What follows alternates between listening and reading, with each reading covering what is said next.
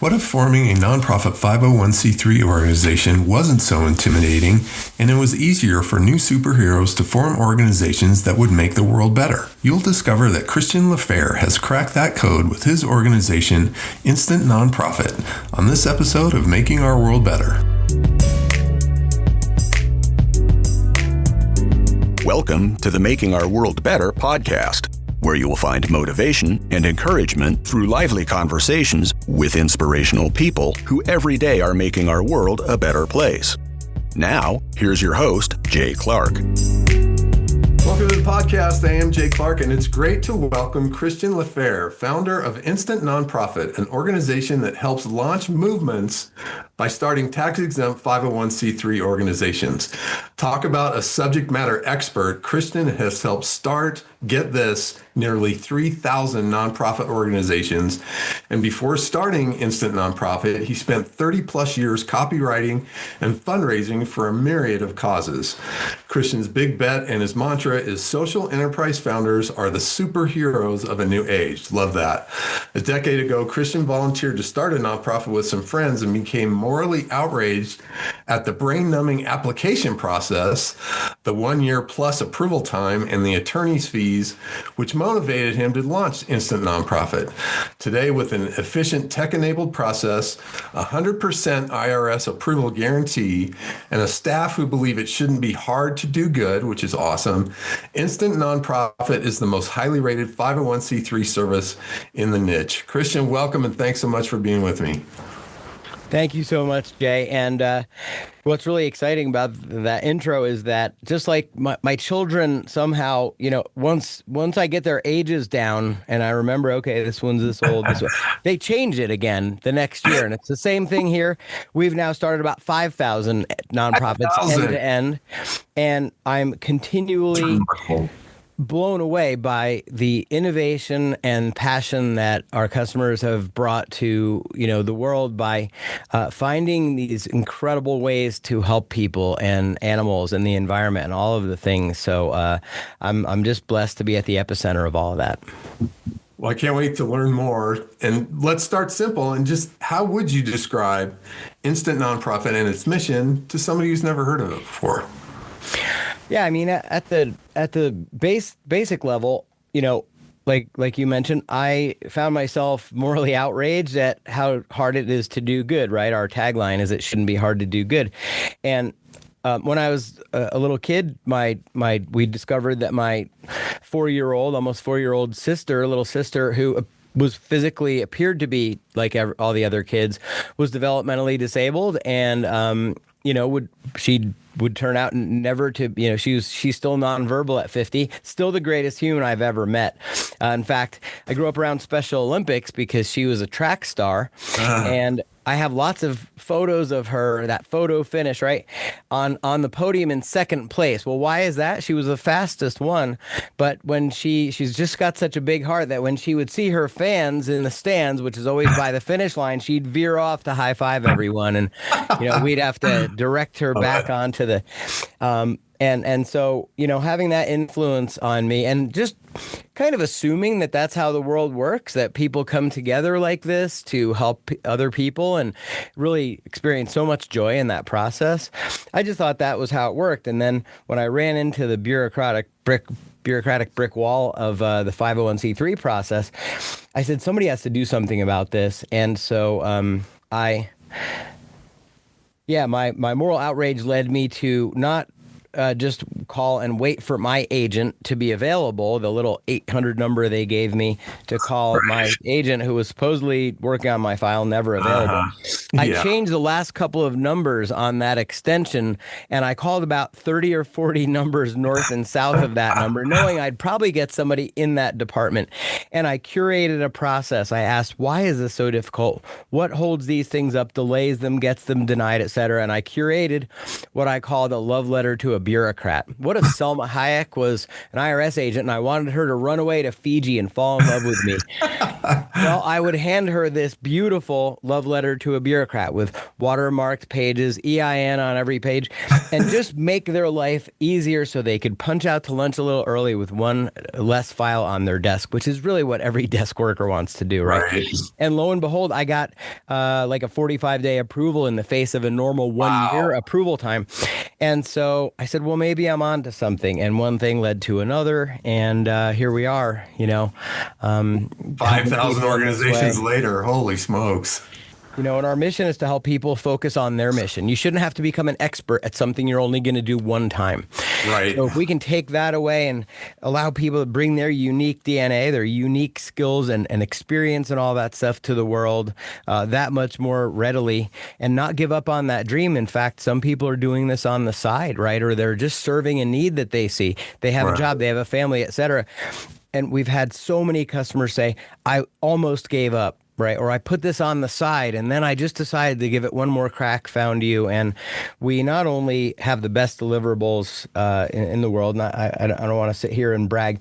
It's not about that. We give our customers the love and encouragement that they deserve. Right. It shouldn't be like crawling across broken glass to make the world a better place. Right. It should be fun and exciting and encouraging. So we try to lower all of the myths and barriers that people have in their own minds as well as the actual bureaucratic process.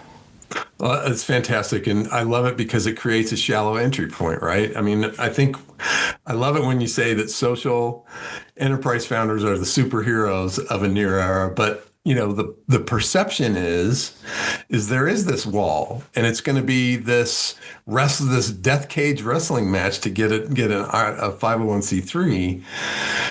So how do we reverse that perception through the work you're doing, so it's not so that we can create a new perception that it's not so complicated to start a 501c3. Absolutely. Yeah. I kind of look at it like you can go over there to the line at motor vehicle, take a number and, try not to turn into a skeleton while you wait. Or you can come over here and it's a club and I'm the guy with the velvet jacket and I let you in that velvet rope and you can just go in and have a great time. And that's really what this should be all about, right? So that's a very different experience. Imagine if motor vehicles simply, turned things around and had somebody out there with a velvet rope, handed you a beverage of your choice and said, come on in and enjoy yourself while you're waiting. And here's what you can do to prepare yourself while you're waiting.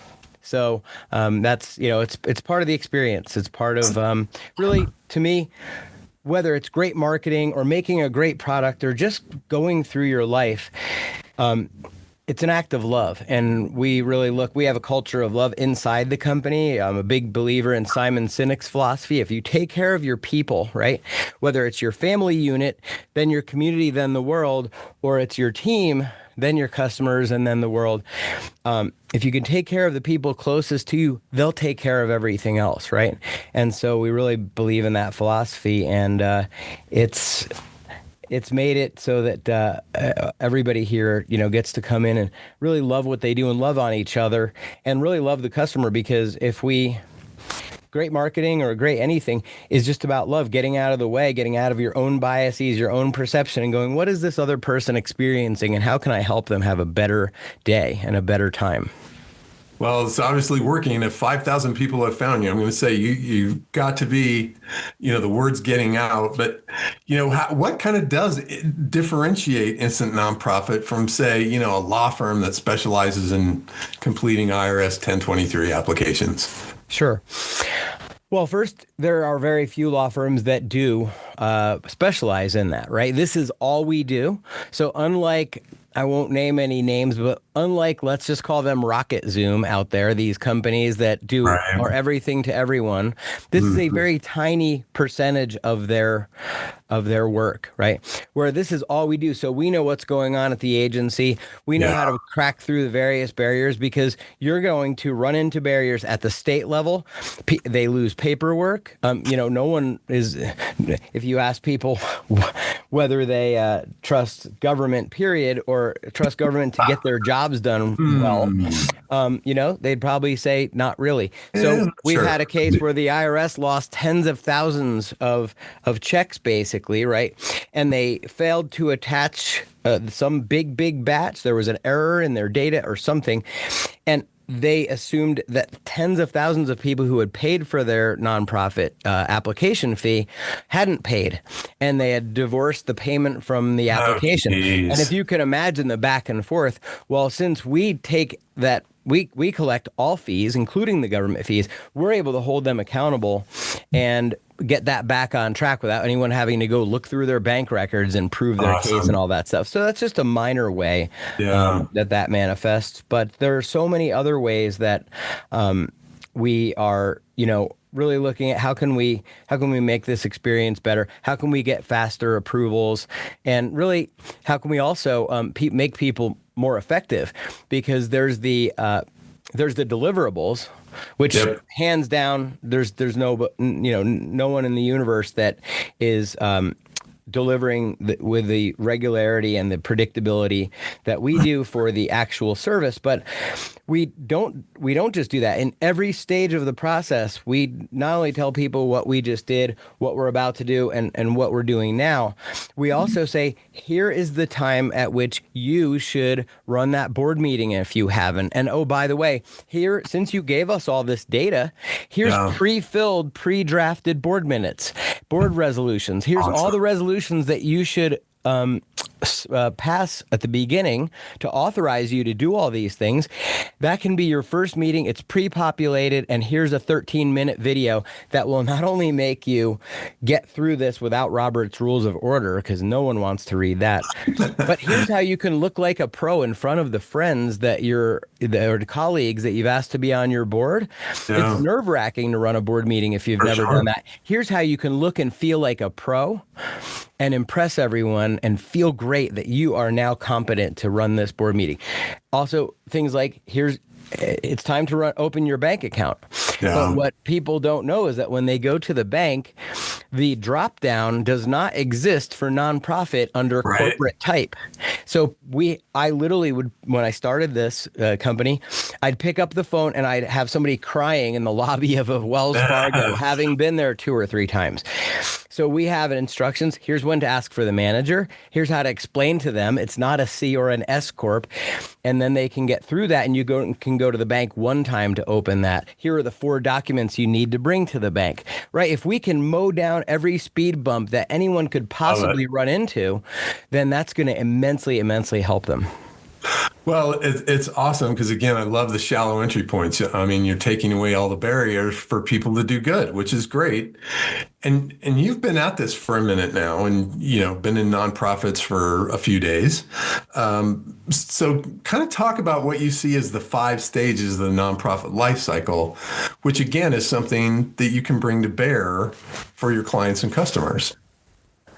Yeah, there's initially there's sort of the ideation period, the awakening to there's a problem, right? Somebody's got to do something about this. And then we go out and we do a little research and we go, wow, it looks like if I don't do something about this, that nobody is really effectively addressing this problem. And then, of course, there's the stark realization that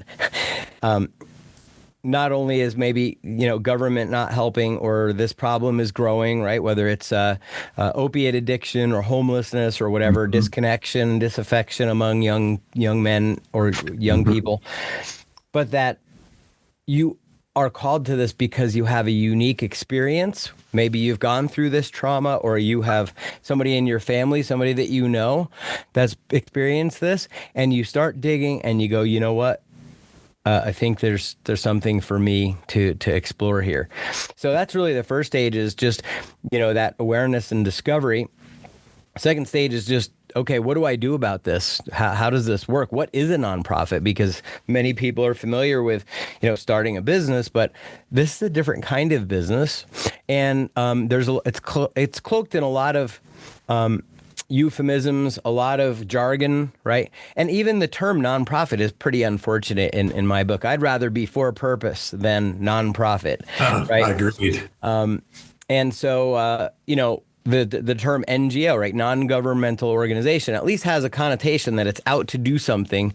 And in fact, our government and most governments, but certainly in the U.S., the nonprofit sector is relied on by government to execute many of its activities, maybe most, right? Social work is almost entirely done by nonprofits. And that's why the government makes these massive grants. And that's even more true. People have concerns today with the current administration, and we go through this every few years. With the current administration, there's going to be more devolution, right, of that money down to the state level, down to the local level, and away from the federal level. That might make it easier for small local nonprofits to access that money, partner with government. And so that second stage is really, the formation of the nonprofit, putting a legal entity around it. And then, of course, there is the, getting traction, that initial stage of just stability and creating a functional organization. There's growth, and then there's stability and stewardship, right? And so a couple of things I try to help people understand is, if you're going to do something, unlike filing for a nonprofit, which you might only do once or twice in your life, if you're going to do something 2 or 3 times, at least put a marker in your mind to create a system around it, right? Not to just go, I'll just do it this time, and document everything. And one of the things that we do, we record every meeting in the company, every meeting, even if it seems insignificant or it wasn't planned, because what's beautiful is now with tools and free tools or very, very inexpensive tools and AI, I don't have to take meeting notes. I can be fully present with that person, really understand them and hear them. And then I can rely on these tools to give me a transcript. And I can not only pull out what are the action items, et cetera, but what is this person really saying? What's some of the underlying subtext that can help them? And that's really, really been a great way to innovate. I love it. And one of the things I love you said is, nonprofit is a different kind of business. And I've always said, that nonprofit is just a tax code. And one of my favorite sayings is if you can go out of business, guess what? You're a business. And I read where you said that business is the ultimate metaphor for life. So I'd love for you to expand on that a little bit. Yeah. Business is the ultimate metaphor for life to me, because it's going to put you into positions that are they're not optional. They're not non-optional. They're obligatory. So you don't have the choice if you are an entrepreneur or a social entrepreneur, right? A nonprofit founder. You don't have the choice not to enroll people in your vision. You don't have the choice not to create a path for people who are looking to expand their lives. Maybe they have more money than they have opportunity to create meaning out of that money, right? Some people get very good at a few things in this world, and some people get great at making money. And then they may lack because of the obligations that lifestyle creates, right? You're running a business, or they have a family foundation to run, or whatever. They have children. They have all these activities that they're doing. They don't have the opportunity to go to the soup kitchen, the environmental cleanup at the beach, or foster animals, right? But they're looking to take that money and create meaning, because they understand, and the older people get, 2 things. The more money they have, and the more interested they are in creating meaning and legacy. Right. So if you can create that pathway for them at the beginning and have that mindset that you are adding to people's lives, not taking away, by allowing them a path to donate to you, then that takes all of the burden of sales away, which people don't want to do. So those are just a couple of the ways in which starting a business or starting a nonprofit is going to be an ultimate life metaphor and journey, because isn't life all about exploring new things, leaning into the hard things, and then pushing through and discovering that you have this beautiful ability inside you to grow and learn and become something that you weren't even aware that was possible. Well, I love that. And I want everybody to rewind about a minute and a half because it is a mindset that if you can get yourself into that mindset where you are providing opportunities instead of, oh, I got to go try and get my hand in this guy's pocket, it just opens up the world to you. But, I love your take on this. The nonprofit sector, it's pretty crowded, as you've seen. I mean, you've started 5,000 of these for Pete's sake, and it's very competitive.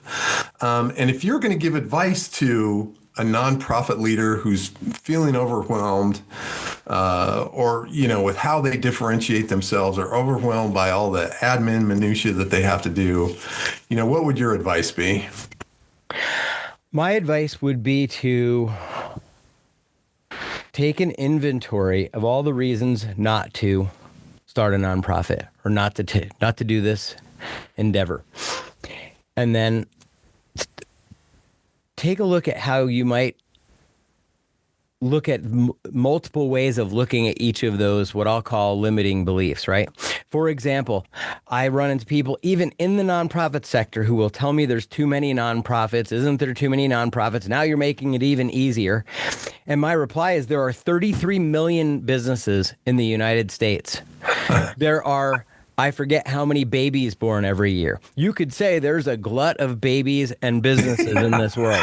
Right. But when someone considers having a child or considers starting a business, people rally around them and encourage them in most cases. Of course, your brother-in-law, your uncle may say, don't do that. I ended up in corporate because I failed, right? Lost all my money, whatever. But most people will say, that's wonderful.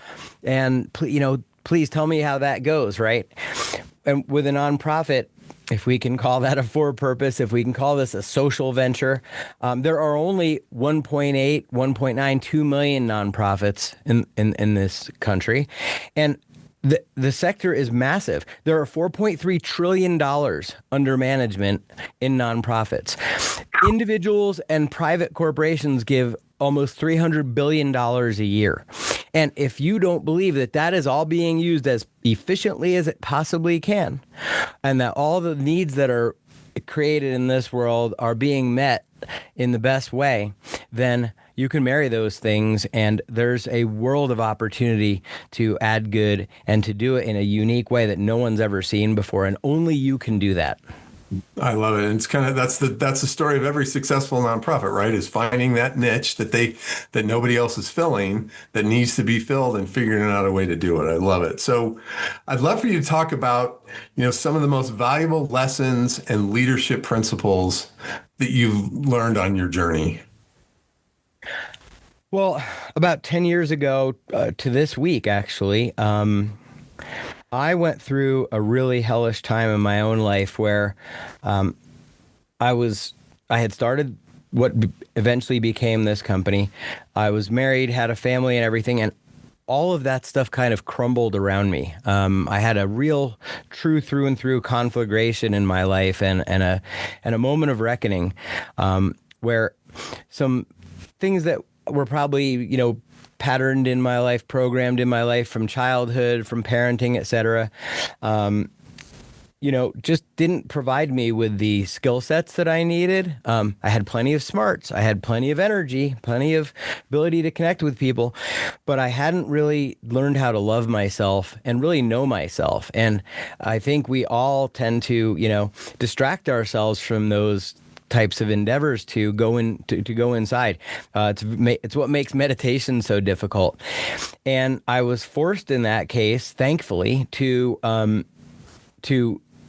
really take a look at, was I tapping into the gifts that I had? And by the harder I tried, the worse things went.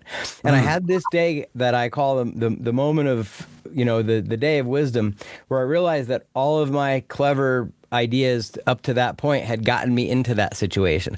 And so I kind of let everything go, and I started learning about, the power of now with Eckhart Tolle, and just some of the things that I think were limiting beliefs that I had.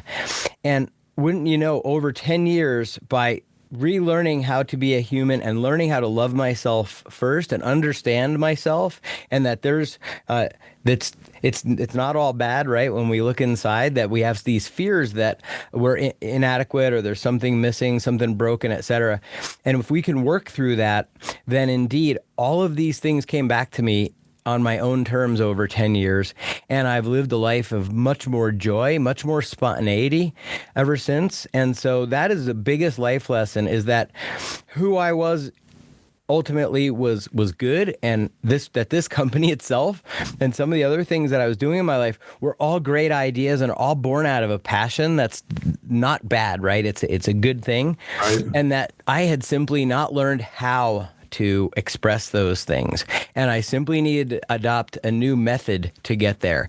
So the ideas and the passions and who I am, and I'm still very much the same person in many ways, but I had just not learned, and I had to allow myself to learn an entire new pathway to build this company and to have a family, to relate to my kids, and to relate to other people and myself especially. And that was really a beautiful thing. And each person's discovery path of that is going to be very different. But I would say the number one life lesson that I learned is to never stop trying to find ways to understand yourself. And that might be yoga, meditation. I've done psychedelic retreats, all kinds of things to learn how my own body and my own mind work in a better way. And I don't think that will ever stop. And peeling back that onion is helping me to learn to love myself. And that's what allows me to love other people, love my business, my team, and our customers all the better all the time. That's fantastic. Thank you for sharing and being vulnerable. I mean, we're all works in progress, and I think the sooner you can recognize that, the better. So what really keeps you excited about your work and the future of Instant Nonprofit? Yeah, so I'll go from the sort of esoteric and to the very practical. We live in a time where it's kind of like if you've read Tale of Two Cities by Dickens. It's the best of times, it's the worst of times. We're more divided than ever, but there's a growth in a consciousness movement where people are recognizing that we have to get back to being human, being vulnerable, connecting with our communities, and that the algorithms and these forces are trying to drive us apart. Mm-hmm. And we should take that rebellious spirit that I hope, some of us share. Growing up in Jersey, I won't use any choice language here, but sometimes you just say, I've had enough. And you want to use those forces that are against you, not, they can be expressed in anxiety and depression, all kinds of things. Or you can defy, and you can say, you know what, I'm going to push against that by innovating and finding something that is meaningful and clinging on to that no matter what happens. And that can come out in esoteric ways. Like I said, it can also come out in very practical ways. AI it's here. Some people are afraid of it, and certainly there are some very sinister things that you could, if you game that out, that could come of it. But it also is giving us power as individuals to run entire companies. That I'm doing things that would take a team of 8 or 10 with maybe one assistant or maybe by myself, because I'm able to take a conversation like this, feed it into ChatGPT and ask ChatGPT, what is my message that I want to codify into a book, right? What is the subtext that really would be able to help me articulate my value to people? And then I can go take a look at things and distill that down. You can also document processes, right? Everyone that's listening right now has done some unique, wicked thing in their life that worked really well. And sometimes there's this unconscious competence, right? There's 4 types of competence, and there's unconscious competence.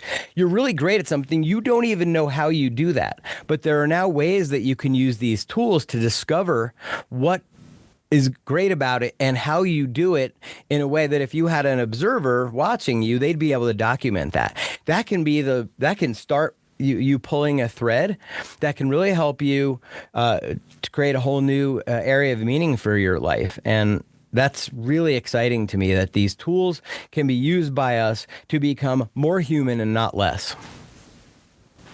I love it. And I can hear the passion and excitement in your voice, which is just fantastic. So as respect your time and wind down, I'll hit you up with my last four. I call them my Fab Four questions. The first one being, what is something you will read, listen to, or watch today? Today, I will be actually doing exactly that, and I think that's probably why that was top of mind. I'm going to be reviewing some interviews that I've had, like this one, and feeding that into ChatGPT and starting to work on writing a book. I have the title for it, but I've never written a book, and it's very daunting, very scary to me. And it's called From Hell to Hell Yes: How to Tap into Your Purpose and Live a Life of Joy and tap into the divine, something like that. But yeah, that's probably there are some people out there that really know how to take your ideas and bring them down into a book, put structure around them and everything. And so I have a little bit of time reserved every day or every couple of days to chip away at that. Nice. And whether or not I ever publish isn't really the point. The point is going to be that I'm going to be able to learn to, talk about these things and help inspire, hopefully, at least one other person to be able to do that stuff. So that is top of mind for me, and I can't wait to get on with that. Fantastic. Is there somebody you'd point to as a role model in your life or in the work you're doing? I recently went to, after years, and when I was 26 years old, I discovered Tony Robbins. He wrote Unlimited Power. I can see you have a couple of gray hairs as I do, paid extra for these, right? And I recently went to Unleash the Power Within. Tony Robbins was in Newark, New Jersey. And I would say that Tony Robbins was one of the biggest influences. And now personal development is such an industry. It's so mainstreamed compared to what it used to be, but he is still the OG. It was amazing to watch him deliver transformation at a scale of, 15,000 people in a stadium and watch and hear about people being personally affected by that. And so he is very real. He's very authentic. It's not a bunch of rah-rah stuff. He gets down and talks about his own tribulations, his own trials, his health, he's had major health problems in the past. And even as a big famous person, in the age of Instagram, we see a lot of filtered lives and filtered photos. And the people I love most are the people like Tony Robbins, who, as big as they get, still share very much that they're human and that they're working to overcome the same things as all of us, and that they share what they've used to help overcome those things. And so as we help people with 501c3 services, absolutely, our services are done for you. We do as much as we can and make you work as little as possible. Most of our customers complete their entire 501c3 process in 20 minutes. Wow. And then we have, maintenance services year over year. And we also help people learn to operationalize and fundraise. But in all of that, it's not just about that. It's about us helping people to discover things about themselves and use tools and strategies to be more effective. And so they can help more people. And maybe some people want to leave their corporate job and get paid by their nonprofit. And that's a really cool thing to watch happen. So, I'd say Tony Robbins would be one of my top ones that's really helped me in over half of my life at this point. That's fantastic. This one is a difficult one and not really fair, since you've helped start so many nonprofits. But is there an organization out there that you really admire the work they're doing or would like to get a shout out to? Well, it is actually not one of the nonprofits we've started. There are so many; it would be hard to pick from among our customers. Right? Yeah, that's not fair. But you had the founder, I believe, of Charity Water on, and Charity Water has used so many innovative tactics in starting their nonprofit, including especially, when we give to the big American this association or that association, right? Often we feel disconnected from that donation. Where's it going? Is it really contributing to something on the ground? And what Charity Water did was they localized it, and they were able to take an individual person and through giving to a pretty massive organization. They've been really successful. There was still this sense that you were connecting with an individual village or individual project and making a meaningful difference there. And so that's why Charity Water, and for that and so many other reasons, Charity Water's really modeled how a modern nonprofit can work. And so it's not only the niche that we're helping, it's not only the type of people, homeless, opiate, whatever, animals, foster animals. It's not just about the niche, but it's about bringing a new way of approaching that is appropriate for our times. Because some organizations that were started 50 years ago that still raise millions and millions of dollars are not growing. They're sclerotic, right? They're not introducing innovation. We all get stuck in our patterns. We all get stuck in our roles. We end up, organizations end up sort of defending their turf, and even individuals in their jobs sometimes just, well, this is what I do, and if I didn't do this, I wouldn't have a job. Whereas someone new can come along and be the Uber to the taxi industry in helping the homeless or whatever it is. And that's what excites me. Awesome. Lastly, maybe most importantly, if somebody wants to learn more about Instant Nonprofit, take advantage of your services, become a client, learn more about you and what you guys are doing, what's the best way? Well, we've got some great gifts that we can give absolutely for free to your listeners if they go to instantnonprofit.com/podcast. Now, of course, they could just go to instantnonprofit.com. We can help them. We can book a call. We can discuss their idea. No obligations. But if they go to instantnonprofit.com/podcast, we have a boot camp that covers everything one would need to know in a nice little package. If they're considering starting a nonprofit, how do I know this is right for me? How do I know the costs and the timeline and all of that stuff? And then we've got some other gifts as well that can just help people direct themselves and understand that they can choose their own adventure and take as much or as little of the journey right now as they want. But the important thing is to get equipped with information so that you're aware of all your options. Yeah, Christian, it's great. I can't wait to go back and listen to this again. I wish you continued success. Remarkable how you, like I say, you're creating shallow entry points for people to do good, which is definitely something to be admired for. So keep up the great work. I'm going to keep rooting for you. Thank you so much. Look forward to helping as much people through you as I can, and hope to visit with you soon. Thanks for listening, and thanks to Christian for his work creating a shallow entry point for superheroes who are making our world better through new nonprofit organizations. This podcast was brought to you by JC Charity Services. Positivity is the competitive advantage, and as a John Gordon Certified Power of Positive trainer, I'd love to work with you and your organization to transform your mindset, leadership, and culture so you stand out. You can find me at makingourworldbetter.com. To learn more about Christian and Instant Nonprofit, visit instantnonprofit.com. Check the show notes for links, and if you enjoyed this episode, we'd be grateful if you'd share it with a friend and leave a review. Until next time, I hope you're inspired to make our world better.